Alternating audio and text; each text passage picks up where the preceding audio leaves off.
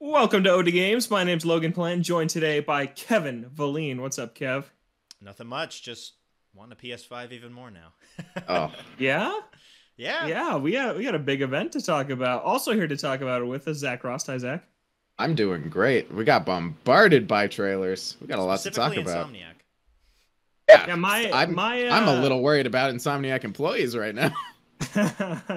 my gut was almost right on last week. I said we'd be sitting here talking about a Nintendo Direct. No, we're talking about a huge PlayStation showcase, which was announced like right after we recorded last That's week. how we do this show, okay? Like we Yeah. get all these big We miss announcements. things. At the very least, we're doing it on time this week. We didn't miss the actual show. That's true. Which is an Yeah, push improvement. back recording a day so we could fit this show in.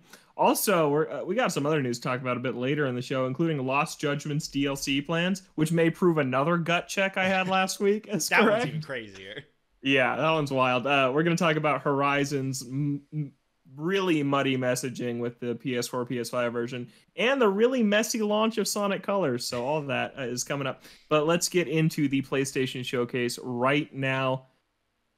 A lot of games shown off. I thought it was a pretty good show overall. A couple of new Marvel games, Star Wars Remake, some big first party hitters, and a few smaller things. So before we get Definitely. into the nitty gritty, general impressions of this event, Kev. Thought it was good. They showed off a lot of good stuff, but I will say that a lot of it is a ways off. A lot of Yeah. them they Oh, didn't yeah. show release dates. A lot of them are CG trailers, so there's only so much that you can glean from them. But I feel like when a lot of these games end up coming out in a couple of years, it's going to be a big lineup of titles from what we've seen just from titles and new announcements and stuff. But I thought it was a pretty good showing. Yeah, Zach, how about you? Yeah, I agree. I think it was a pretty good showing overall. My standards for these showcases have lowered over Yes, recent times. PlayStation's Absolutely. So I was a little more pleasantly surprised than I was expecting to be. Like Kevin said, I also do not have a PS5, but since these games are being pushed out to roughly mid 2022 to mid 2023, I'm hoping to have a PS5 by that time. So Mhm. you never know, but yeah, overall I think there was a lot of good trailers here and some pretty good surprises too, some stuff I did not see coming. A few disappointments, obviously, because there's always going to be stuff that you want to be seen that just isn't there, but Mhm. overall I'd say pretty good. It's interesting because for years we had the big four for PS4. There was Death Stranding, Final Fantasy VII Remake, Last of Us Part 2, and Ghost of Tsushima. They were at every event for like 2.5 years straight. And then they all came out. And then we learned about like the PS5 launch lineup, and then they've just been like dead silent the last year. But now we know about all these things that we're going to be asking about, and like next year, next summer, and the summer after that, they're just going to keep rolling out Wolverine and keep rolling out the Star Wars remake. And I think that's kind of fun. And we've got our new set of games that are multiple years away. But I thought it was good. I think my biggest takeaway is that it's nice to see what games we're only going to be playing on PS5. Cross gen is fine. It makes sense for now, especially when the system is so hard to get. But to know that Spider Man and Wolverine are PS5 exclusive is really nice to know. It makes me feel a bit more justified in my ownership of a PS5, knowing that we're getting these huge games in a couple of years that are only going to be on PS5 and not PS4 anymore. So I really liked that part of this. Well, it gives you kind of a window of when you can expect a Yeah. lot of these games to move PS5 only. Looking like, but God of War is probably the last one. Ragnarok sometime. Yeah. They didn't show off Yeah. a trailer, but sometime in 2022, you'd have to assume that by late 2022, the cross-gen releases, at least by PlayStation, are probably going to be just about done. Yeah. Yeah, no launch window for Ragnarok. In the new trailer we saw for it, just know that it's coming next year. But let's start right there. This is what they ended the show with, was God of War Ragnarok. The title we thought it was going to be for a long time. That's what it is. There's a I bit didn't of a realize that time title jump. wasn't confirmed. Yeah. I thought that was just what the title was. Yeah. There's a bit of a time jump. Atreus is looking older. Saw some new combat moves, looks like. Some new enemy types. I haven't finished God of War, obviously, but I remember you just fight Draugr like the entire time. So it's nice to see some new enemy types in there. But I'll throw it to you guys who have both finished God of War 2018. What do you think of this trailer? Yeah, I'll go. well, we were going over the story Yeah. beforehand, and I had forgotten a lot of stuff that happens, but Zach ran me through some of the things that happened, and then remembering back to what happened throughout the trailer, there are some nice reveals as to what's going to be going on in this sequel, the last game of this, I guess, duology. It's only going to be 2 games. Yeah, it's North weird series. that they confirmed that this is quick. the last game in the North Yeah. series, considering they don't really do duologies, and I don't know if they're just planning to move to a different set of mythology afterwards, because they tackled Probably. Greek and then Norse, so I guess they'll go somewhere else. Egypt, Roman? Roman, sure. Which is why very not? similar to Greek. I know, it There's a bunch seems of like a bit of mythologies, I overkill, guess. but Yeah. we got that was a bit of places a to go, surprise, but yeah, I just thought this trailer, it looks great. It Christianity? looks fantastic. That would be interesting. There'd probably be some controversy there. There'd only be one boss. It's God. Yeah. That'd be cool. I don't think we're going to see that, though. No. Anyways, That would be extremely wild. I forgot what I was going to say. Yeah, this trailer looks really great. It looks beautiful. Cutscenes, gameplay-wise. I thought, yeah, if you haven't played the first one, this trailer did a lot of spoilers for the first game. I was talking to Logan about it because he hasn't finished it. I was like, did you get spoiled by this trailer a lot? And he did. Yeah, because I won't say them specifically just in case you had no idea what was going on in the trailer, and you're probably going to forget if you do play the first one. But yeah, this picks up story-wise pretty important right after the first game lets off. There is the time skip where Atreus is a little bit older, but yeah, it's pretty contingent on the end of the first game. So some tension hopefully between dad and son. That's not new. That's just That's constant. been there, He is such a pain. Yeah. That's how father-son relationships usually work, at least in Yeah. some regard. Little upset we didn't get at least a release window. I'm kind of worried that this thing's not even coming out in 2022. Yeah, I think it'll be the fall I'm game. sure it will. Yeah. Just makes it all so much funnier that they gave it that initial year, and then all this time later they're like, coming out at some we point. can't. Like, what was that Yeah. year? Where was the game at when they're like, oh yeah, what, 2020 or whatever? We'll hit that easy. Uh-huh. Yeah, visually, I honestly thought it looked like just a prettier version of the PS4 version, which is, I guess, what was to be expected, since It's it also is gonna going to be be a on cross-gen title. PS4, yeah. Yeah, I wonder how that thing's going to run. But it did look really nice. Like, it did look great. I wonder if they're going to keep the single-shot thing from the first game, if that's going to be kind of a carryover. I'd be surprised into if the they second game. backtracked on it, but Pretty if defining the PS4 characteristic of the first one. Yeah. it is, but if they try and build it up too much for the PS4 version, they might have to just backtrack on that. So who knows? I hope they keep it. It was a pretty unique thing, and it did give a certain style to the game that I hope they keep. So find out. Yeah, in and it's 2022. not Cory Barlog directing it. It is No, someone yeah, else. that It's the other guy. apparently it's traditionally Traditional?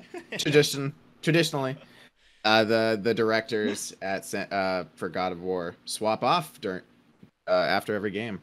Corey's the only one who's done more than one. So they wanted to keep towards that and give the reins to a new guy whose name I don't You're remember. next, Zach. Eric I- Williams is the name of the And director. then Zach Rost. Okay, and I saw this really clutch oh, they tweet. are me. I saw this clutch tweet that was I don't know if I'll be able to find it again, but on January 1st of 2020, so almost 2 years ago, Cory Barlog tweeted, "Happy New Year, Eric Williams, remember the name." And then Wow. some dude responded All right. on that day, "Eric Williams is directing the next God of War coming March 2022." And it's like, What a god. man, what a call from that guy. He got it. Pretty close. Waiting for that I don't think March it's coming release out in date. March. Yeah. That'd be wild. Yeah. I think that was Gotta hit it close for this enough. guy. Yep. Yeah. Man, predictions But yeah, all over let's- the place. Let's work our way to some of the other stuff announced. The other two big bombshells showing off, Deathloop and Ghostwire took. No, just kidding. The other two biggest games. So early in the show, we saw a teaser for Wolverine from Insomniac. You see Insomniac, you see Marvel, you think it's a new Spider-Man, but no, it was a minute-long teaser for Wolverine, no date given, and then later in the show, almost to cap it off, it was Insomniac, Marvel, Spider-Man 2, featuring both Peter Parker and Miles Morales. Venom was teased in this one, which is, I think, where we all knew it was going, based on the 1st one, but that's coming in 2023. So they just shipped Ratchet and Clank, and now they've announced 2 brand new Marvel games, and I'm very excited for both of them. Zach, what do you think? Wolverine, I know you're a Yeah, fan. I think you know that Wolverine's probably one of my favorite heroes of all time. Big X-Men fan ever since the movies came out in 2000, and for like 17 years, you know, I grew up with those X-Men movies, so I've always been a huge fan of Wolverine, and I had no idea what this trailer was. It wasn't a pretty long trailer, and they don't even show his face. The only way we knew it was Wolverine is because the hand comes out, and it was a very cool trailer. And you know, Insomniac killed it with the first Spider-Man, so I do have a lot of faith in their Marvel adaptations. But one of the biggest draws of Spider-Man was air mobility, which Wolverine does not have. So I'm excited to see how they manage that. Like if they make it open world, how they make it fun to move around like they did in Spider-Man, or how they give him, because Spider-Man's combat was also slightly gadget based. I know it's the reactionary combat style of the Arkham games, but both Batman and Spider-Man are pretty heavily gadget users, so Wolverine's just not. So I hope they have some ideas on how to give him a little bit of unique flair to his combat and his mobility. I just really don't know how they're going to do it, but I'm excited to see, and I'm very excited for this game. Yeah, Kev, your initial thoughts on Wolverine? Well, my initial thought was, I guess we won't be seeing Spider-Man 2 for a little while. Right? Like, that is exactly my thought, yeah. I mean, Insomniac is like carrying the PS5 right now. Ratchet and Clank is one of the few PS5 exclusives. They just shipped that. Miles Morales was around the launch. It's also the best-selling PS5 game. And then you have this, and you're like, all right, so I guess, you know, they're doing this. They'll take a break and come back to Spider-Man 2. And then later in the show, it's just, boom, Spider-Man 2. I'm like, what? Like... Yeah, Insomniac people is they got. Yeah. carrying it. As for me on this, I have only seen one of the X-Men movies, but which one? Future Past or something. That's the best one. Okay, years ago. That's a great movie. I saw that a long time ago. Yeah. So I don't have a big attachment to Wolverine or X-Men or any of that, but you know, just from what Insomniac's been able to do with obviously Ratchet and Clank and Spider-Man, they have a good track record. So I have faith that this will be a very good game. Will be very different than Spider-Man, though. Like Zach was saying, the mobility is going to be a lot different. But, you know, Ratchet and Clank and Spider-Man are very different games. So they can just add another one to their repertoire with Wolverine. Yeah, but what's interesting is that, like, they are very different, Spider-Man and Ratchet and Clank, but they're still, like, fun mobility, gadget-based, cartoony, lighthearted. Yeah. Like I think they're a lot more similar than like Wolverine and Spider-Man are, right? Like Wolverine is so different. He's slow. He's incredibly violent. Like Spider-Man doesn't kill. Wolverine only kills. Like it's gonna be really different. Like is this game gonna be rated M? Like I would have to think a Wolverine game would be. Like if it's a real Wolverine game, and that trailer was pretty bloody. Like the guy had a knife in the trailer. I don't know what that rating is, but it has to be up there.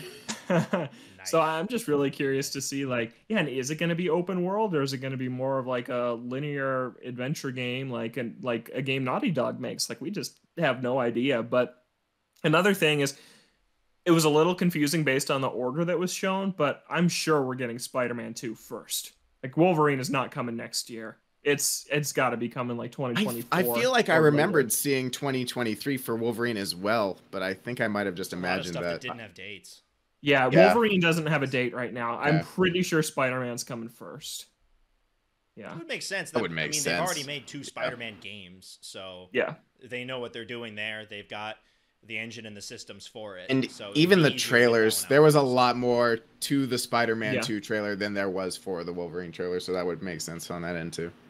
Yeah, very excited for Spider-Man 2 as well. Excited that Miles and Peter are teaming up. Like, I'm sure everyone thought they were going to after Miles Morales, but it's exciting to see. I don't have a ton to say because I feel like the end of Spider-Man teased Venom, and then Miles Morales got a spin-off, so obviously they're going to team up in 2. So 2 is just like the next logical step forward for the series, and I mean, those games were great. They're solid. I wasn't as high on Miles Morales as the rest of the people who played it kind of were, just because it was so short. Like, I finished the Iki Island DLC for Ghost of Tsushima and spent about as much time doing the main story as the game I paid $50 for.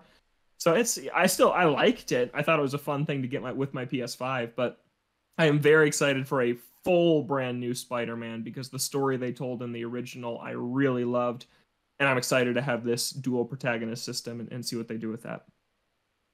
Yeah, we'll be waiting a little while for these, but Yeah. Insomniac will be toiling away on all these games, and then they're just like, "Hey, we're doing another Ratchet and Clank or something," and it just doesn't end. Yeah, but I'm like more intrigued by Wolverine just because Spider-Man feels like a known quantity at this point. Like what Insomniac Spider-Man games are. The first two are really good, really solid, and I'm sure that the second full one will be another one like that. So excited for it, but Wolverine is really intriguing to see Insomniac go more gory and gritty and see what they do. Yeah, what an acquisition for Sony. Like, my goodness, they've just been unreal. Xbox flubbed that hard after Sunset Overdrive not taking them. Man. Because Sunset Overdrive was already a good game. And then they're like, hey, we'll go to PlayStation, make Spider-Man and Ratchet and stuff. And then, boom. Huge studio carrying the PS5. I have not started it yet and don't know when I will, but I did install Sunset Overdrive on my Series S. I want to play it. Very good. Yeah. And then I also wonder if Wolverine and Spider-Man will be connected in any way. If we'll get some sort of... I have to imagine it's the same universe, right? But yeah, probably. When I hear Marvel, I think same universe. Connected. But it's all connected. Universe, yeah. That's how they, Who knows? Milk it. Isn't Spider-Man connected to the Avengers game, though? Am I making that up? No, he's not. That's unrelated? Okay. It's a different Spider-Man that hasn't been added to the game yet. That's only coming to PlayStation. So is Guardians of the Galaxy and Avengers in the same universe, but Spider-Man and Wolverine are in a separate universe?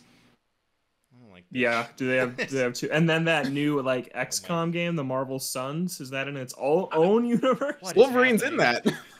He's like on the cover of it. Gotcha. What is happening? Interesting. Yeah, I don't know. I wouldn't mind if Insomniac got its own Marvelverse, just because, like, I'm so a little tangent. I'm so tired of the MCU, and that there's a new TV episode every week that you have to keep up on if you want to know what happens in the movies, and that's just like ridiculous to me at this point, just how big it's gotten. But Insomniac's only going to pump out a Marvel game like once every 2 years, the most. And I'm willing to play those because they're really good. So if these were all interconnected, I'd be down for it just because it feels manageable to keep up with. But I'm not playing the Guardians of the Galaxy game to keep up with what's going on in the universe. I'm not playing. I'm never touching Marvel's Avengers. Like, I don't blame you. Yeah, Insomniac, yeah, they're a proven developer that I love. Like, I'll play any Marvel game that they release because I have faith that they'll feel good and be fun. Hype. But yeah, let's move on though to one I'm hyped for. You guys probably not as much, but Star Wars Knights of the Old Republic is getting a remake. Originally an Xbox exclusive 20 years ago. Now it's a PS5 launch exclusive. Weird. So yeah, it looks like just a remake of the first game based on what we see. No date, no nothing. It's a console exclusive though. The teaseriest of teasers. Yeah.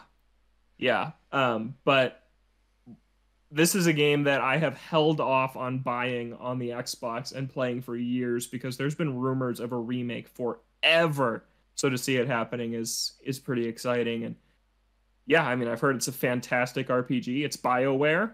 It's originally a BioWare game before they did Mass Effect. Not.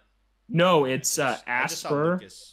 Lucasfilm or LucasArts or whatever. Yeah. ASPYR. I'm not sure what else they've done. I'll look that up while you guys say your piece. Anything you have to say? I don't believe I've seen anything that they've done prior. I've never played Knights of the Old Republic. The only Star Wars game I've ever played was the what's the one with the Apprentice, Logan?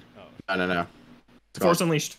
Force Unleashed. Thank you. I've only ever played Force Unleashed on Wii. I think I played it on. Okay. I think it was on Wii, PS3, Xbox 360. I think that generation, but that was fun. Yeah. But I mean, I don't know anything about this game other than it's wildly loved. So BioWare maybe RPG, I'll check it out. When BioWare made good games. Mm-hmm. Yeah, I haven't played them either. I've eyed it on the Xbox for a while. Never dove in and actually got it and played it. But I know that a lot of people have been waiting for this for a while, and it made a lot of people happy to see it there, even if who knows how far off this game is. Yeah, but another PS5 exclusive, not PS4 either. Yeah, Asper has previously, they're a porting studio. They ported Sid Meier 6 to Switch. Civ 6. Okay. Civ 6 to Switch. And then they're also known for re-releasing Star Wars Jedi Knight 2 and Star Wars Jedi Knight Academy on Switch. So they worked on Switch some PS5 is a little different. Yeah. Just a little bit. Downgrading, you're upgrading. So yeah. We'll see how that goes.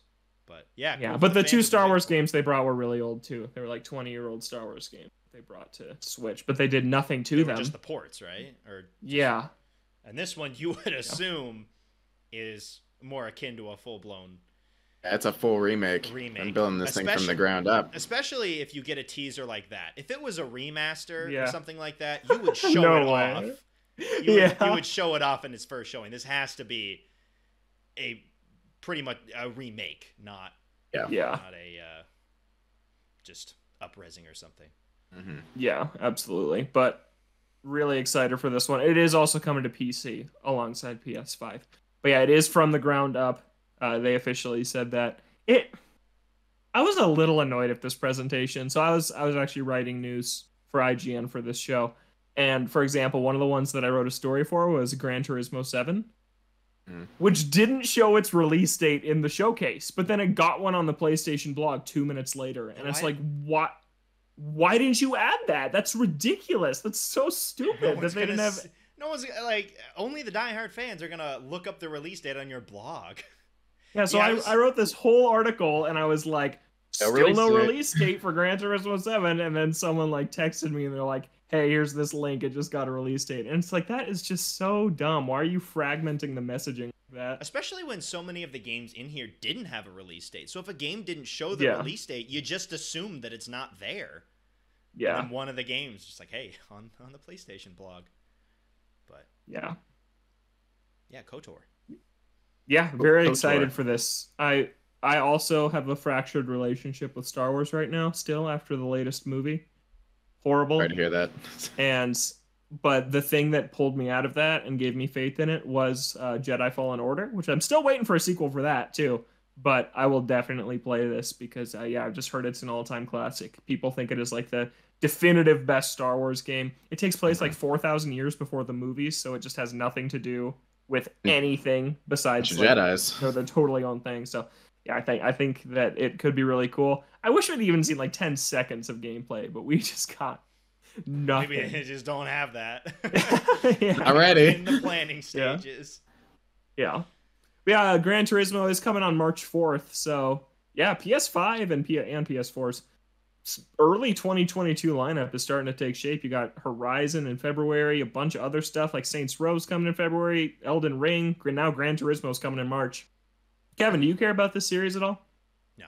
I didn't think so. I mean, I didn't really play PlayStation growing up. The first one I had was PS4, and I felt like, I don't know, Gran Turismo didn't have a really big, it didn't feel like it had a super big presence on PS4. Like, it was there. They had Gran Turismo games.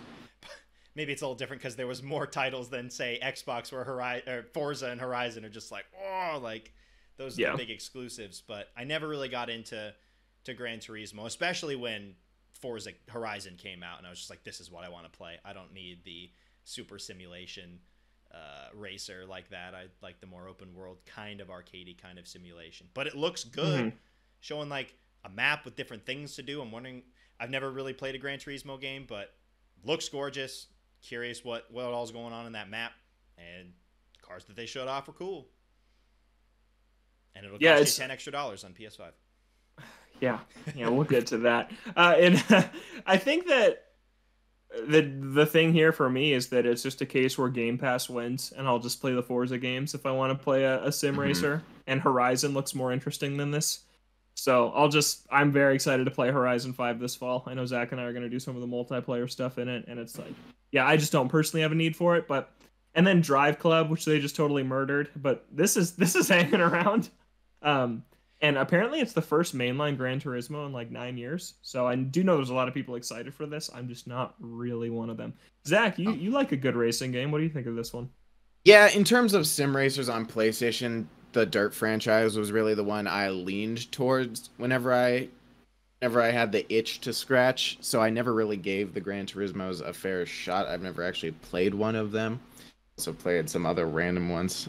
I'm surprised I never tried out Gran Turismo at least. But yeah, now, like you said, with the Forza Horizons on Game Pass, that's really all I need for that genre of game. If you really wanted the simulation-y games, the regular Forza Motorsports are and also Motorsport, on yeah, Game Pass also well. on it. So it's just not something that I see myself paying money for. Yeah. It looked very pretty. Yeah, this is one I'm still surprised is cross-gen, because I feel like racing games are prime opportunities for like showing off next-gen hardware. Yeah. So this one being cross-gen is pretty weird to me. I don't think there's a lot of people on PS4 clamoring for Gran Turismo. It's like, I feel like this one should have just been PS5. Mm-hmm. Well, for the couple people that want it on PS4, there you go. Yeah. Right in. Ode to gamescast@gmail.com if you are picking up Gran Turismo on PS4. You apologize. Or any of these cross-gen games on PS4. I'm curious. Mm-hmm. Whether it's Horizon, whether it's Gran Turismo, whether it's God of War later down the line. I'm always curious how many people are actually picking those things up on PS4. Depends on I think almost everyone is going to pick up a PS4 copy of Horizon. Because why wouldn't you? That's true. Yeah. That is true. I'm going to. Playing it on PS4. Yeah. Yeah. Yeah. So then a couple other things. Tiny Tina's Wonderlands, the Borderlands spinoff, is coming March 25th. And I thought it looked more different this time. I thought the trailer showed what differentiates it from Borderlands, just with all the fantasy settings, enemies, guns, different weapons, that just the special attacks that were very like fantasy themed. I thought it looked like D&D meets Borderlands. I thought it looked a lot different, but you guys have played more Borderlands than me, so what do you think? That's Borderlands. Yeah. It's Borderlands with a like a fantasy skin on it. Overlay, yeah. Very Borderlands. I guess it's different enough to where they can call it something else. It's just called Wonderlands. Like, it's basically the same. But they went specifically said this is not Borderlands. Like, they made a point to say that. It plays like Borderlands. But it's very similar to Borderlands, so I'm not very sure. And Tiny Tina's a Borderlands character. There was that one section where it looked like the gameplay changed. I'm trying to remember exactly what it was. More like a party system or something. Maybe that was just to show like a D&D thing, and that's not actually in the game. But I can see it being like a mini game potentially. But yeah. But for the most part, it looks like Borderlands with just more fantasy enemies and fantasy locations. Which for Borderlands fans, they play that game for that gunplay and the loot, and I think people generally like Tiny Tina as a character, so more power to them. Yeah, we're nearing the end here. The stuff showing off. A couple ones I'll rip through real quick. Project Eve is a very Platinum-esque looking action game that I thought looked pretty platinum. Neat. I thought it was Bayonetta for a second. Yeah, I know. Me too. I was like, is this Bayonetta 3? Yeah. Bayonetta. Yeah. Looks good though. Looks very interesting. And very Platinum. And then Forspoken, that Square Enix game, I also thought looked cool. I thought that game looked great. Yeah. Yeah, wasn't that one? Is that the one that was called Project Athia or whatever? Like, that's different. That's not that. I don't think that's different. That is different. Okay. I think. Because I'm very confused about what all of these things are. Maybe it was the same. I don't know. I'm gonna Project Athia. Yeah. Maybe it was. God, I don't know. It is. Yep. Oh Project God, Athia. really? Yep. It is the same game. Weird. Yeah, and I think that game looks cool. So. I thought it was the Harry Potter game for a minute there before they said what it was. I was like, is this the Harry Potter game? There's like a castle. Off the face of the earth. That thing is in purgatory. Right? Yeah. Kind of forgot about Forspoken. Yeah, it looked really good. Yeah, and then the last thing, couple of remakes, remasters. Alan Wake's getting a big remaster. Uncharted 4 and Lost Legacy are getting remastered. Yeah, PC and PS5. Where is 1, 2, and 3 for PC? They don't matter. No, they don't matter. It's the whole story, and then it caps off at the end. How much is that going to cost? Because it's like, I can just pop in my Uncharted 4 disc, and it will run better on PS5. $60. No, $70 probably. It's PS5. And Uncharted 4 is in the PS Plus collection. Yeah. That's true, but I think this combines Uncharted 4 with Lost Legacy, which is still nowhere near $70. But yeah, Uncharted Legacy of Thieves, But not the full Legacy of Thieves. Part of it. or yeah, okay, The just end part of it. just the end of it. Yeah. The end of Thieves or something. Yeah, but I mean, I'll play it if I can get it cheap. I'll play a remastered version on PS5 because literally every time I think, read, hear Uncharted 4, I want to play it. Like, just all the time. Yeah. Absolutely. The game already looks so good. I wonder what they're going to do. This story really, this one really tickles me. GTA 5 was delayed, which is so ridiculous. That's the stupidest thing I've ever heard. Like, in the trailer, the only thing of note that they showed off, which really wasn't that big of a selling point, was I feel like I saw that trailer like 10 years ago. The swapping of the characters is now instantaneous, but it's already pretty fast on PS4 because it's already an upgrade of the Xbox 360, PS3. This game is 10 years old. How is it delayed and they didn't show off really any of the new stuff? They're just like, and much more new stuff. Like, how are you not showing that? We've been working on this game for 10 years. Yeah, it's missing the 10-year anniversary. It's coming out a year later, right? Did it come out in 2011? It came out in 2013, but it's almost it's a week away from 8 years old. Sorry. Oh, Skyrim came out in 2011. Skyrim. Yeah, 8 years. Sorry, they've been working on this for ridiculous. 8 years. I guess that's why they don't have. Well, any of this. I mean, they've been working on it longer than that. Probably were working on it 5 years before it came out, and then it's been out for 8 years. Yeah. But oh my god, it's still gonna sell because somehow GTA 5 is still at the top of sales charts now. So everyone's just gonna and it's on PS5. If you have PS Plus, GTA Online, you can get it for free for the first 3 months. So standalone. So who's gonna buy this? Who's gonna be like, yeah, I'm gonna play the GTA campaign again? I don't know. I gotta have that seamless character swap. Slightly more seamless. Flawless. It's hilarious though that it was delayed. Like, I really thought it had a chance to clean up because not that much is coming out in November. But now it's not even coming out. Like, what's the big November game? Pokemon, I guess. Yeah. When is Halo's not till December? When's the Death Stranding director's cut? Is that in November? That's in October. So. Oh, it is? I think so. Man, yeah, I don't even know what's coming out in November. They'll delay Deathloop again, like right before it comes out. Please. Oh my god. For the love of God. Speaking of, we saw it again. Yeah, I didn't. I stopped watching. I am so tired of seeing this game. It's made me want to play it less. I'm fatigued of Deathloop. I don't want to play it. Yeah, I'm honestly in a similar boat. Like, I'm trying to avoid these trailers because I feel like I've seen way too much. Yeah, it's been at every event for like 2 years. I don't know. I feel like every time I watch it was just the same stuff of the guy being like, man, I'm stuck in this. There's these guys. I'm in a loop. It's these guys. I gotta kill them. And then this girl keeps on killing me. She's one step ahead. It's the worst. Every time it's the same trailer. That is. How many times do you have to describe it in a slightly different way? It's the whole trailer. So when it came on, I was just like, I don't have time for this. I'm just gonna. Because luckily I was watching this a little later. It was 5 a.m. my time. So by that time I was just like, I'm going to move on to the next thing. I don't need to see this again. Ridiculous. Okay, I'm pulling up Call of Duty Vanguard is coming in November. Forza Horizon 5 is November. Okay. Skyrim Special Edition coming out in November. So that's Shin Megami Tensei 5. That extra 2 years really did it. Yeah, and that's pretty much it. And Pokemon. It's like, so yeah, I guess Forza's big. Call of Duty's huge. Skyrim will probably be huge, and Pokemon. So there's some stuff. But GTA 5 delayed. Dang. And that about wraps up the PlayStation Showcase. Any last thoughts on that before we move on to our other news? I had a question. So the Rainbow Six game, they're shooting at like tree demons. I thought those games were like military. Are they supernatural? This is. Did they change? Well, yeah, because like.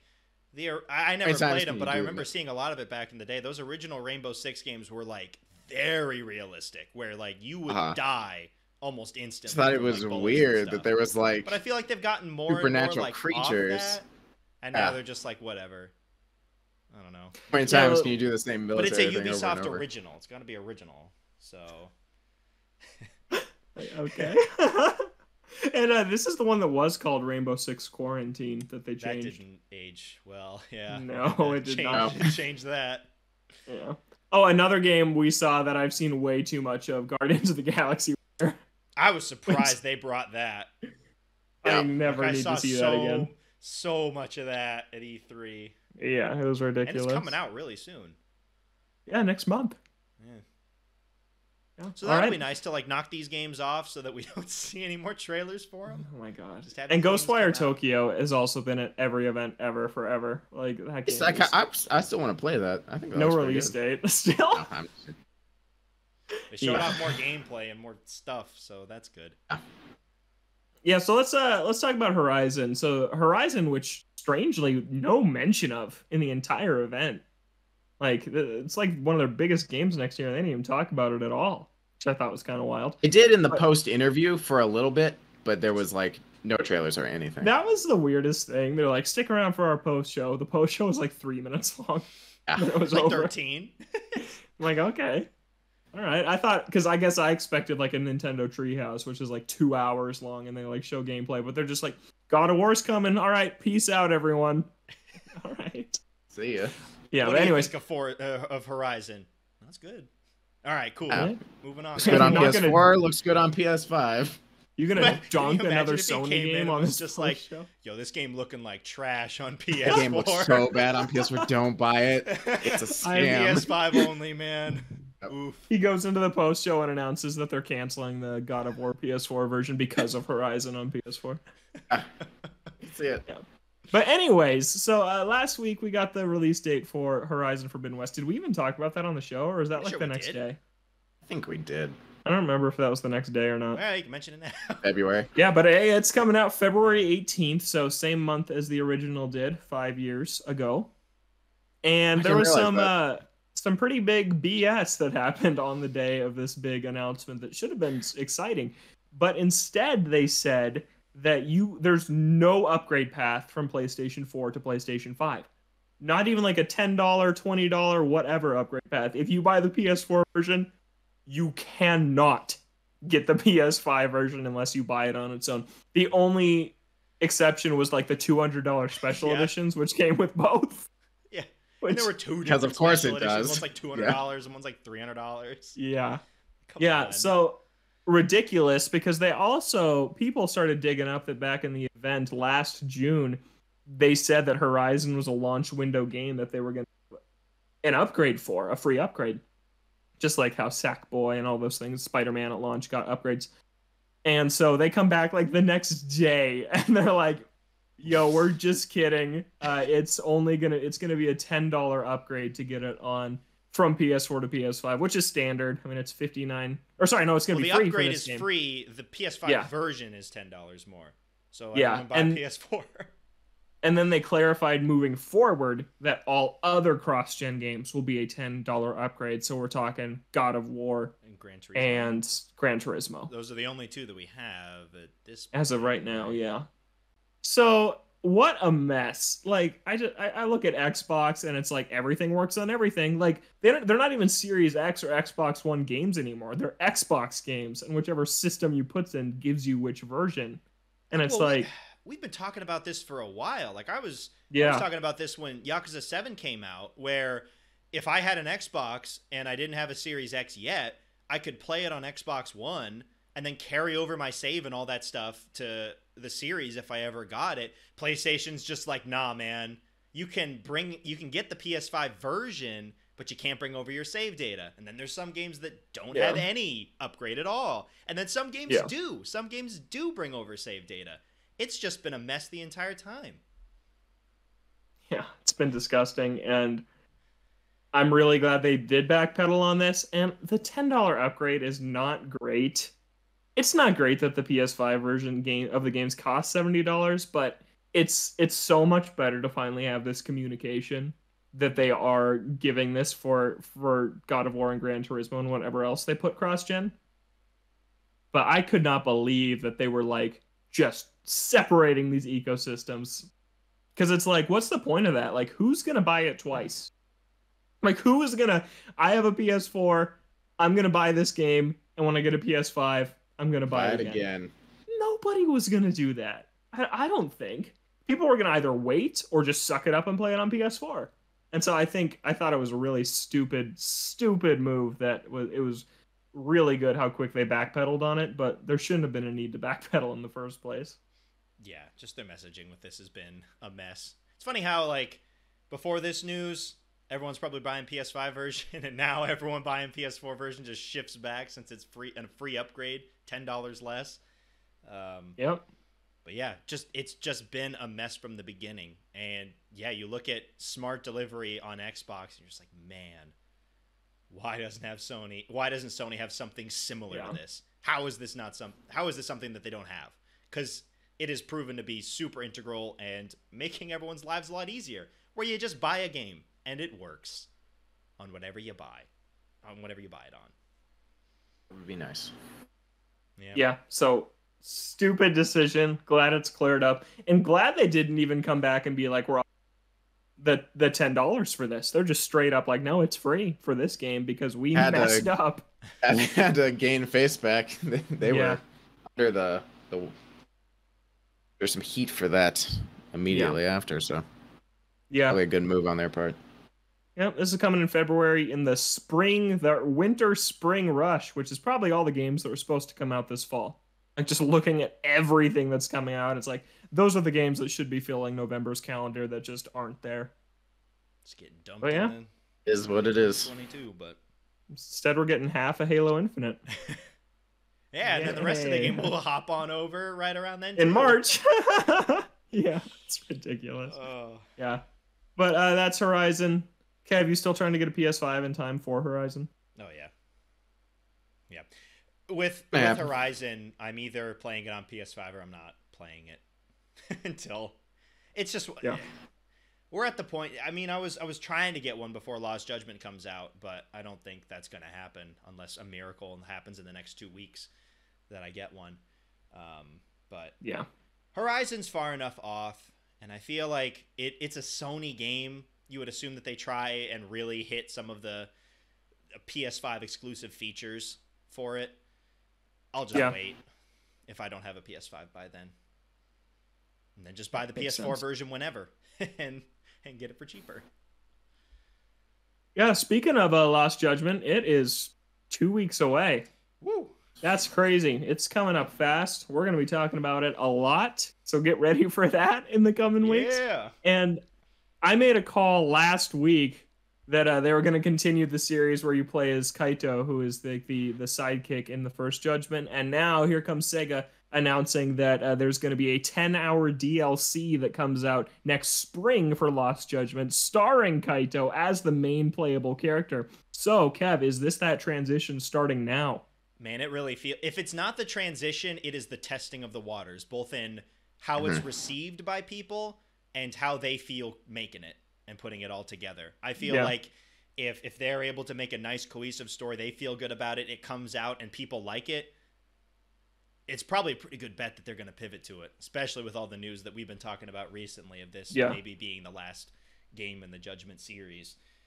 It makes sense. They've probably been talking about this for a while because it's been pretty relatively recent that they've been pushing everything over to PC. Probably when that conversation started, they started to realize that we may have an issue here.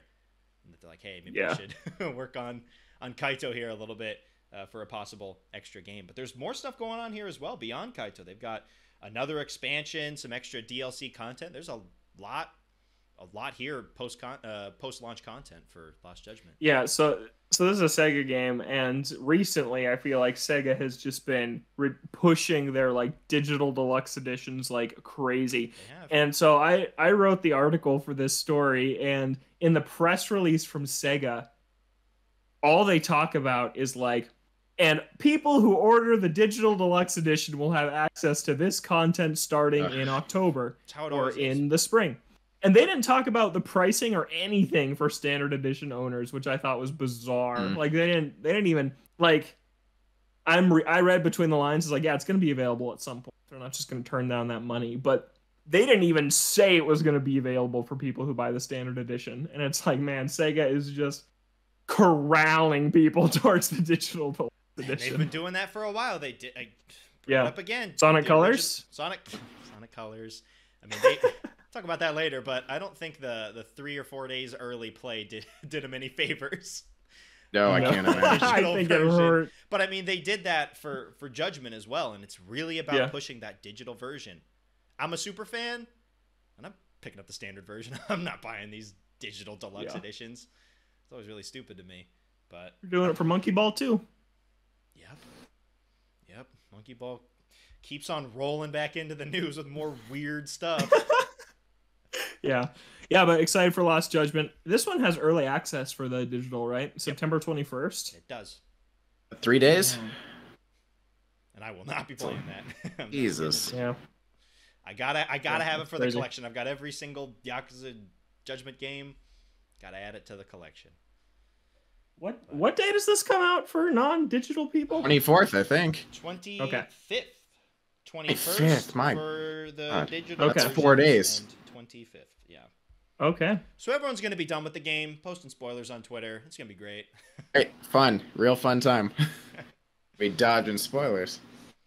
Yeah, that's crazy. God, they paid an extra $30. I think I already watched the entire story in the trailer. Yeah, that was weird. Why did they do another like full story trailer? At this point, you're doing gameplay, right? Good thing. Yeah. I don't know. Anyways, very excited for it. Should be exciting. I'm excited for actual like DLC that is actual content. Like there are some of those like packs with items and stuff, and you get some of that with the standard edition. But I am looking forward to more like meaty DLC because Sega. You look at like Persona and stuff, and Monkey Ball now. A lot of that DLC is super piecemeal and just like random crap.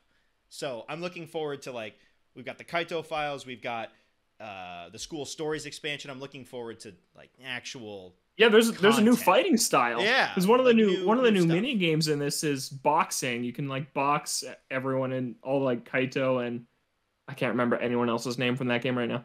But the kid who wears the mask until he doesn't. You can box all of them, and then through the DLC, you can unlock the boxing fighting style to use just like in the normal encounters, which I think is pretty cool.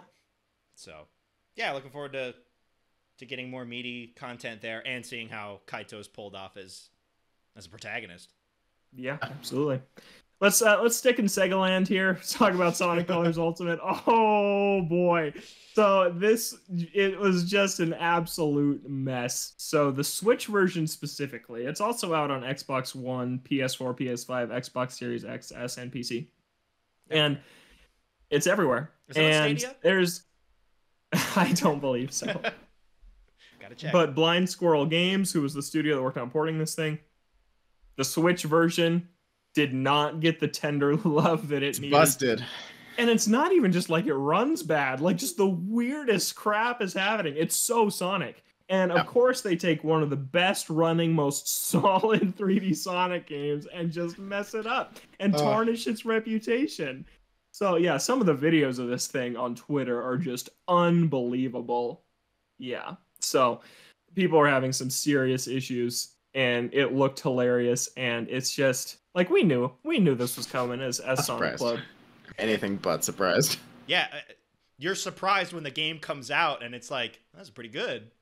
Like, wait, that's not right. It doesn't happen. Where's the crap? Yeah. But even on like PS5, and it was mostly PS5 that I was seeing is out, but I'm sure Xbox had it too. People were still getting crashes and save file corruption. Like I was seeing several people posting online that on their PS5 version, it would crash and just lose all their data.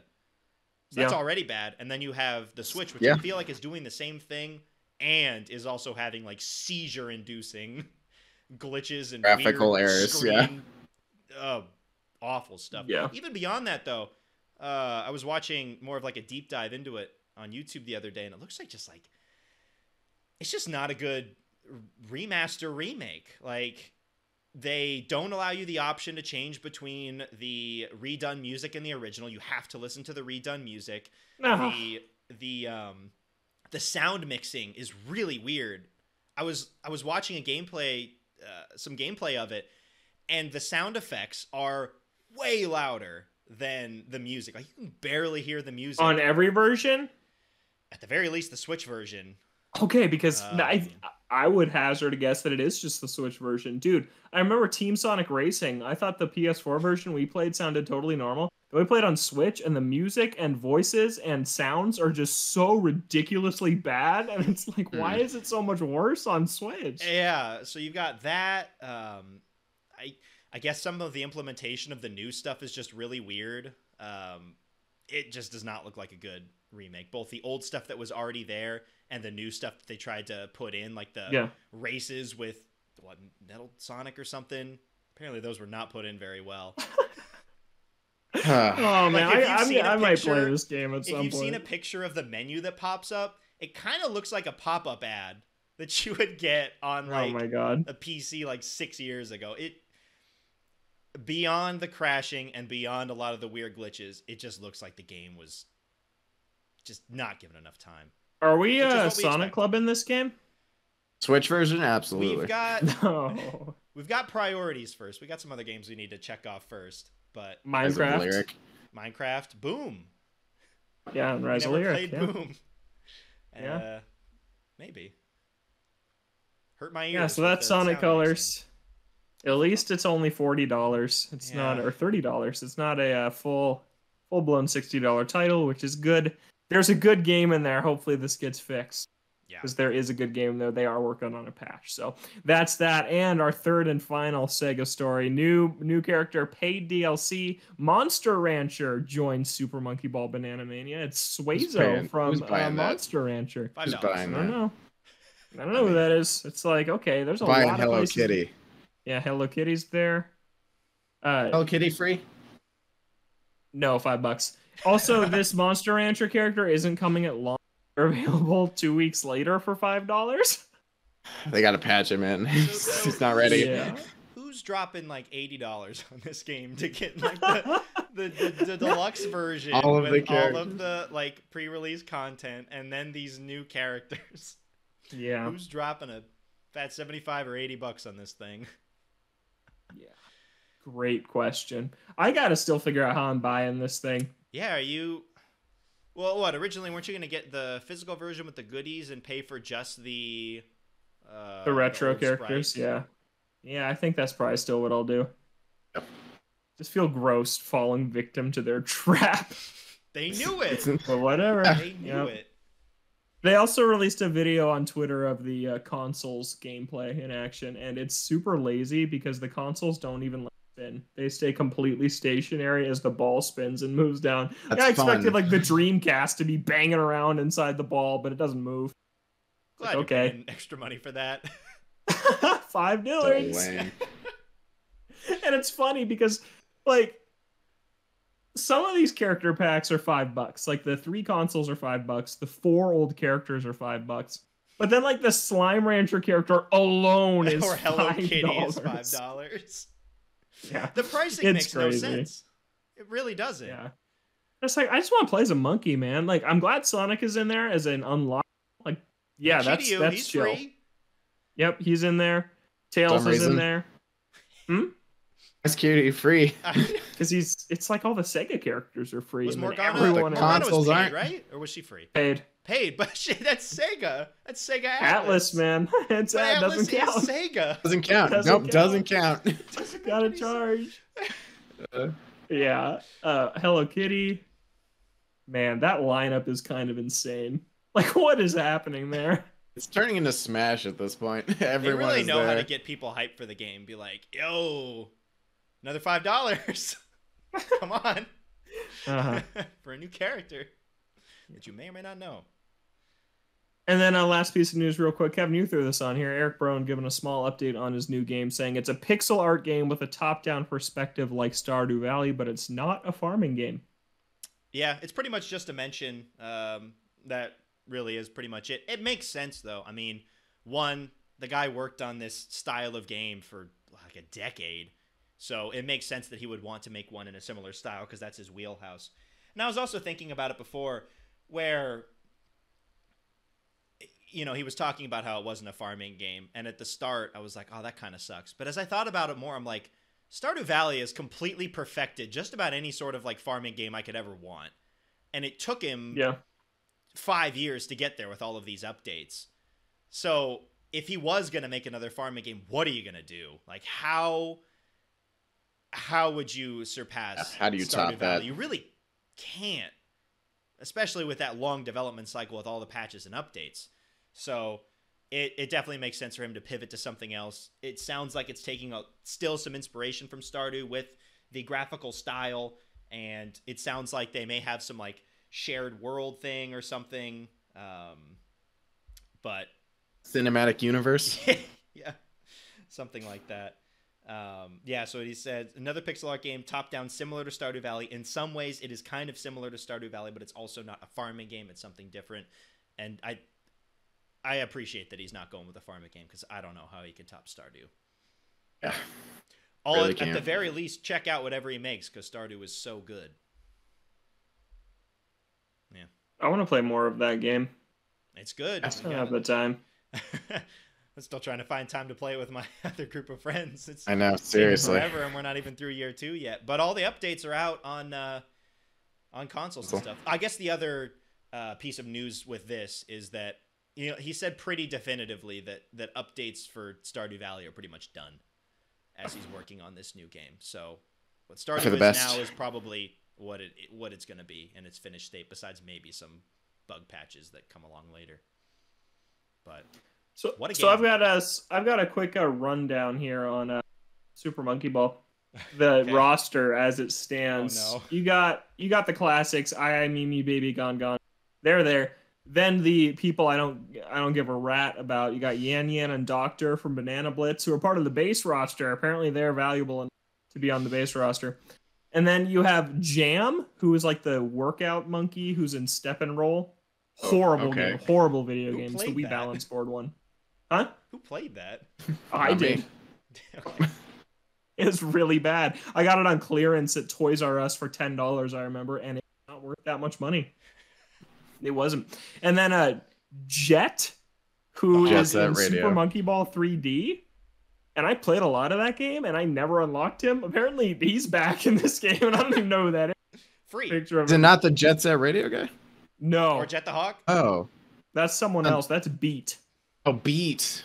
So then you got Sonic. You got Sonic and Tails are going to be unlockable. Okay. You got Beat from Jet Set will be unlockable. Okay, he is in there though. Kiryu will be unlockable from Yakuza.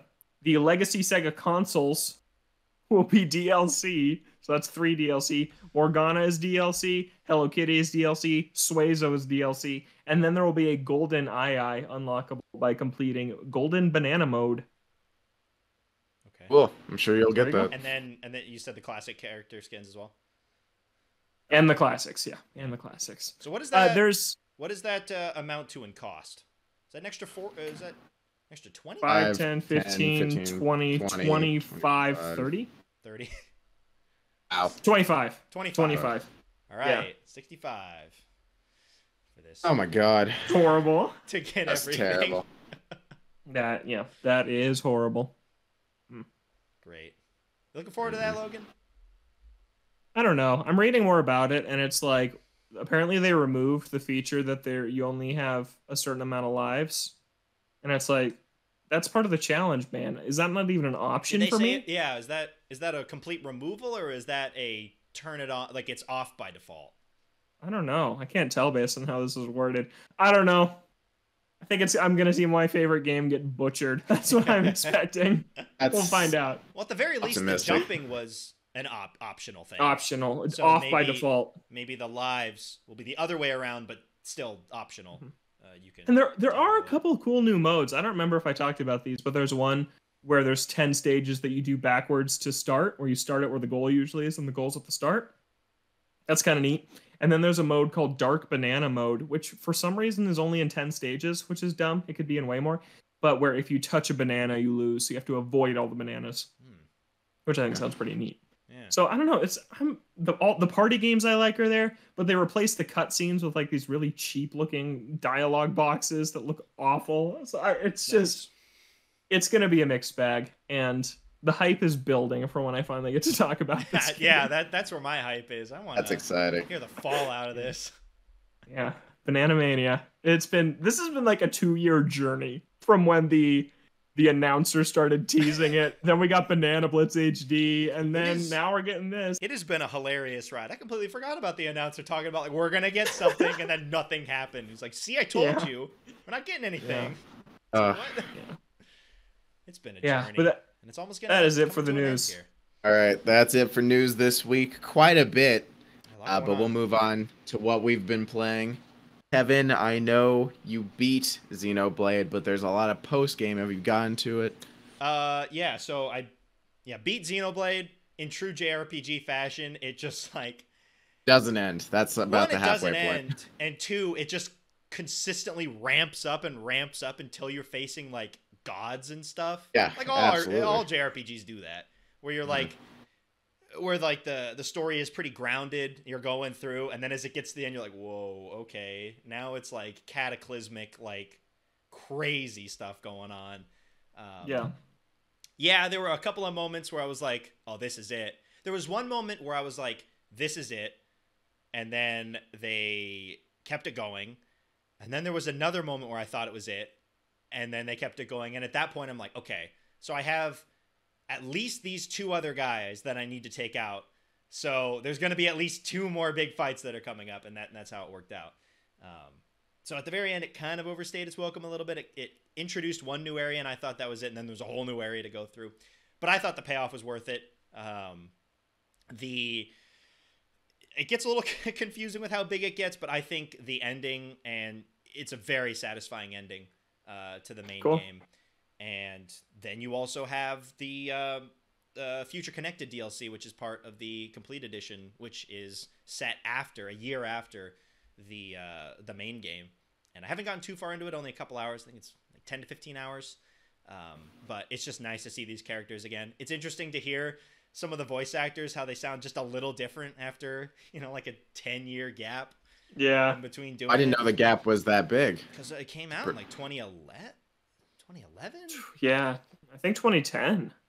Somewhere around. I know that North America was later, so maybe that was 2011. But yeah, it was around 2010, 2011, so it's been a while. So the characters sound a little different. But yeah, the base game was super good. I thought that the story, as it ramped up, got really cool near the end. It has a really nice payoff. It has a lot of post-game content. It sets you back right before the final battle, as a lot of these do. And then there's a lot of other quests that you could do. But I decided to move on to Future Connected to get through that because I've got a lot of other games to play. But I appreciated some of like the different things they had for Future Connected. It's a shorter game, so they needed to change some of the gameplay systems. Like the chain attacks aren't in there anymore, but they have like a new system where you're collecting Nopon as you're going along, and as you collect them, they give you more power for something like a chain attack. They've changed how the gems work. Basically, it's so it can fit in a shorter runtime than Xenoblade's 60 to 70 hour length. They can make the progression system work for a 10 to 15 hour experience. And I appreciated some of the changes that they made to make it more streamlined for that. But yeah. 1 or 2? 1. I think based on the story, I like the characters more in Xenoblade 1. And until the very end where it got a little bit weird, I thought that the story was easier to follow. I felt like the story was a lot more grounded in the original until the very end. But Xenoblade 2 kind of got a little confusing to me, where I kind of forgot what was going on, and then we got to the end, and I didn't really... Didn't you put that game down for like 3 months? I did, but I also put Xenoblade down for that's about true. A month. So, yeah. I think they're still both very good games, but if I would pick one over the other, I'd pick Xenoblade 1. Especially now that it has the extra content with Future Connected. You get a bunch of stuff there. But yeah, really good game, and it was very satisfying to beat it. Having played 30 to 40 hours on Wii and setting it down and then putting in another 70 hours to finally beat it, it was a very satisfying feeling to get to those end credits. I can imagine. Journey like 7 years in the making or so. But hey, the rumors say Xenoblade 3 is on the way. A lot of rumors for that. Very excited. But yeah, very good game. Highly recommend it. And I'll have thoughts on Future Connected probably in the next week or two because it's not super long. Very good game. All right. Anything else? That's been it, really. It was just a mission to get through Xenoblade, and I don't now blame Future you. Connected because man, we got Lost Judgment coming, and I put down Great Ace Attorney, and I got to get back to that. Oh yeah. Logan, thoughts? What have you been playing? I've been in a big hole since. You ever finish the greatest thing you've ever played in your life, and then you're like, I don't do anything else ever? That's me right now. Every game. A Great Ace Attorney 2. Life changing game. Top 5 all time. I'm ready to declare that right now still. It's just, it gets better with age. I did a massive ranking of every Ace Attorney game.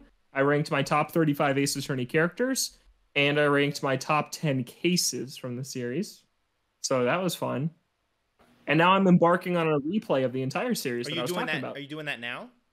Yeah. Yeah, I think just on the side. I'm doing it with my sister, and I think we're gonna do like a book club type of thing where we're gonna try and beat one a month. So I think that's pretty doable along with all the other stuff that's coming out. How many cases is that overall? How many months? A lot. There's 50 cases in the series exactly because there's 10 games. Each doing this for 4 years? Huh? Doing this for 4 years?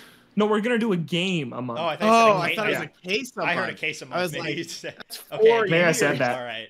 Yeah. Yeah, we're doing a game a month. That's way better. That's what, about a year then, huh? Or yeah. Okay. Yeah. All right. So, but we're not replaying the 2 Great Ace. So it's gonna be 8 months. 6. Okay. Yeah, 6 and 2. Yep. Edgeworth. So very excited to re-embark on that, and then we did this big ranking beforehand because then we're gonna do another ranking after the fresh replay and see how much changed. It would change, yeah. See the before. So that's where my brain's at. Just Ace Attorney mode. But I did manage to get some other stuff in. I finished Iki Island, the DLC for Ghost of Tsushima, just the main story. I haven't done everything on the island. There's a lot. You planning to? No, probably not. I don't think you platinumed the game, did you? No. I'm gonna chip away at it. I like that there's still so much to do because whenever I get a craving, I pick it up and play for like 2 hours, and I never run out of things to do. So, but yeah, I'm not gonna do it right now. Yeah, so I really liked it. I liked where the story ended up going. Something I was complaining about to Zach before the show was there's this hallucination mechanic. This is the basic premise for the whole DLC. Is the villain of the DLC drugs you at the very start, and you kind of deal. It's Far Cry 5. Yes.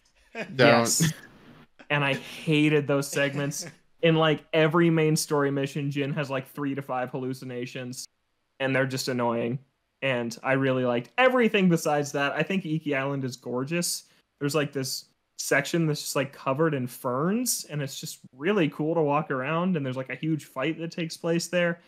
Yeah, and then there's really cool beachfront areas, which are just gorgeous. And yeah, it's beautiful. Just super fun to get back into that game.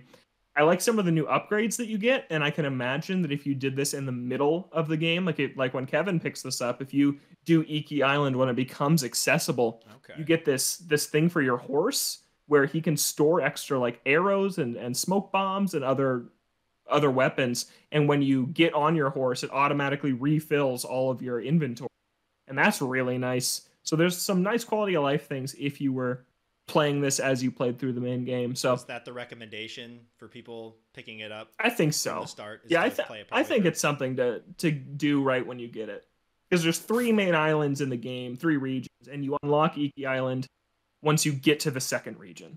Okay. So I think it makes sense to pull over and do that. What do you think, Zach? Yeah, I mean, it's decently long, so it could be quite the interruption to the main story, depending on how much you're blasting through the main story. It might just be like a really massive interruption. So if you're just like doing the main story with a bunch of side stuff thrown in the middle, this probably wouldn't be that big of an interruption. But yeah, I guess it's really just how you want your pace of play, because it's a big chunk just right in the middle of the main story. But I mean, it does connect, so it's not a waste of time. Yeah, and I would say I think that Jin's character in like where he's at as a character on the Iki Island story would make a lot more sense at the midway point of the game. I felt like Jin regressed as a character a little bit for them to be able to tell the story they told. I feel like he didn't have all the growth because he he has an immense amount of growth in that game, and I love where he ends up. And yeah, without getting into anything, I feel like what happens in the Iki Island DLC would actually add to his growth if you played it in that order. And going back and doing it, I'm like, this feels like it's supposed to be in the middle of the game. Is kind of my feeling. So it's DLC. I feel similarly about it as like the Spider-Man DLC and other things like that we've talked about. It's not earth-shattering, but it was a really good time. Yeah, just more of a great game. Yeah, I really would like a sequel, but I don't know what they would do with the sequel, if they would take it to a new era or something, but I do really want one. Interesting to see where they go. Yeah. So yeah, I did that. Played a bunch more of the WarioWare demo. I've achieved a score of 74 on the demo. It gets ridiculously fast. The game's out today. I'm picking it up.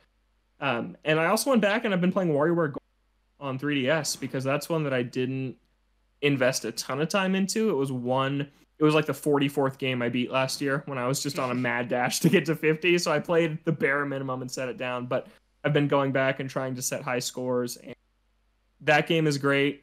And I'm super excited to get more in to get it together and talk about it a lot next week because I'm going to play a lot of multiplayer, a lot of single player. So super excited for that. And then Zach and I finally started Halo Reach. We're about halfway through. You're starting with not Halo 5. Yeah, well, chronologically it makes sense. Yeah. But this is my first time playing Reach. It looks amazing for a 360 game. It looks so good. Didn't realize how good 360 games looked near the end there. Halo 4 apparently was one of the final ones. 360, yeah. That game looks amazing. You would not think. Right? It's a multiplayer disc. Okay. Yeah. Okay. Yeah. I heard this was a lot of people's favorite. I think it's Logan's favorite. It is. Going into it, it's set entirely on Reach. My favorite level aesthetic of just outdoors with a bunch of structures, that you're fighting around. That's basically where all these levels have been so far. So I'm really digging that. You're back to fighting the Covenant, the old Covenant style. They throw in some new weapons, some new cars, all that stuff. So it really feels like a unique Halo experience. Especially since you're not playing as Master Chief, you're playing as Noble 6, and you're there with a team of Spartans. So it's got like an ODST thing going on too, where you're just you're a new guy, a part of a team. And I'm liking it a lot. Took me a little while to get attached to Team Noble, but I'm getting there. So I'm having a good time. My one biggest complaint is that there's only been 2 energy swords, and they always come like 10 seconds before you finish a level, so you don't really get to use them. Yeah, so far, yeah. Yeah, I love it. I love going back to it. It's still my favorite first-person shooter. I think it's great. And I'm dreading 5 next, which we're going to play when we're done with it. I'm excited to see how bad it is. Yeah, but that's it for me. I've just been kind of floating around playing a bunch of random stuff, waiting for WarioWare to pull me out of the Ace Attorney hole. And then you get pulled back in with an Ace Attorney-esque game in Lost Judgment. Yeah, which I'm very excited for. Yeah. Hey, all right. I've got a bit, so you've got a lot going on here. We've been going for a while, so I'm not gonna go into depth on all of these. I'll blast through a few of them. There's one I want to specifically highlight, but we'll get to that. Ghost of Tsushima. Iki Island, I got all the trophies. Earlier today, I got the last trophy. It was a little glitched. There's this unwritten tale where you have to talk to this lady about Yozen, the multiplayer guy, the guy who you talk to get into the multiplayer Legends mode. In order to finish this and get the trophy, you have to have beaten the story of Legends mode on any difficulty, which Logan and I have done, thank goodness. But sometimes that doesn't matter, and you have to go back and replay the last mission, and then talk to her again. So I had to talk to her, realize it was glitched, go do the last mission in the online mode. I got paired with some random god, and then we just did it real quick. And then that was my last trophy, so that's good. And it's weird because the trophy I got before that, I thought that one was glitched, but I was just being stupid on that one. And then the one immediately after that was actually glitched, so that was a little fun. And then I started the second case in Trials and Tribulations for Ace Attorney, so Logan would stop yelling at me. Halo Reach, like we talked about, I just plowed through a 3-hour Taiwanese horror game called Devotion with a friend of mine. I wasn't expecting to play it, but it was his idea, and we just sat down and I plowed through the whole thing. It was scary. It was actually a really good story. It reminds me of some other Asian horror games that we've played in the past. It's like its own genre. Very good. And then I play Genshin Impact now. I don't really have more to say about that, but I'm just a Genshin Impact guy now, so I'll probably talk about that in the future. Oh God. Yep. I'm not gonna Didn't that spend money gotcha? on it. Okay. I'm not. I didn't get got. I haven't gotcha. Okay. Are you so a whale? We'll stage an intervention if you ever do. if I start, if you see all of these collectibles start disappearing in the background because I'm selling them on eBay, then you know I've got a problem. We'll help you out. And then last but not least, earlier today, I found out that Life is Strange True Colors dropped at 9 a.m., not 9 p.m. like I assumed it would. So I actually had a chance to play it. I played the first episode. It's still episodic, but they all are released at one time, unlike its predecessors. So the whole game is out, but for some reason it's still cut up into five pieces. Nice. Just for that. I know, Wait a yeah. month in between or whatever. Exactly. I remember waiting a whole year just to finish Life is Strange 1. It was a pain. But this one, we've got the whole thing, which is good. I was going to buy it on Xbox, but when I opened the store on Xbox, it just said not available. So I bought it on PS4. Oh, it's on PS4, not on Xbox. Okay. Yeah, it just wasn't available on Series S for some reason at like 9:15 a.m. when I bought it. So I don't mind playing on PS4. It looks pretty good. It doesn't look perfect, but I didn't expect it to. It just looks better than the old ones, so good enough. I don't have a lot of thoughts on it that I can talk about because it's mainly story based. Anything I'd say would be spoilers, especially since it came out today. But I will say that I hate how much the trailers teased the story because now, I mean, it's just stuff I know about characters that hasn't even happened in the first episode. So that's just not okay. But it's still fine. I like Alex as a main character. I like her brother Gabe. I like a lot of the town members. In Colorado, very beautiful setting. It reminds me of Tell Me Why in Alaska. Just these settings, like these small towns surrounded by mountains, is a great aesthetic for these types of games. And then Steph from Before the Storm, still awesome. She's already shown up. I think she's a fan favorite at this point. I get why. She's pretty cool, but yeah, so far really enjoying it. The story has started to kick off like they tend to do at the end of the first episode. That's when, you know, the big surprises happen, and then that launches you into the next episode. So they're still keeping with that. Definitely the indie music, well, not even indie music, they're the soundtrack's gotten more mainstream with like Radiohead and Kings of Leon. Yeah. But yeah, so far really enjoying it.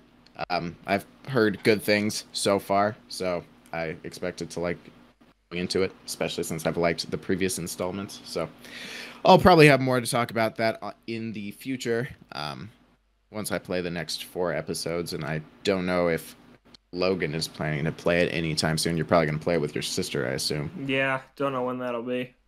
But I won't even have played it, and then I'll come back one week and I'll be like, yep, I finished it. It's done. Because I'm going to play it like one weekend. Yeah, I can imagine. Yeah. But yeah, I think a busy week in terms of games, but yeah, that'll do it for me. Okay, yeah, we're running late. Any final thoughts before we wrap this up? Dude, we're at the point where like every week we have a new game to talk about. I know, yeah. WarioWare, then Judgment's like right after that, and then Monkey Ball's like right after that. Metroid, if I end up playing that at Are launch, you like doing that at launch? I thought you were. we'll see. Is there too much stuff We'll going see. on around then? There might be too much stuff going on right now. You Yeah, don't have the but OLED. I am. You can't play it on the No, OLED. I don't. That's okay. Then Mario Party. Yeah. Yeah, I might have to pass on Metroid for now. A Yeah. lot going on. Zach, anything from you before we wrap up?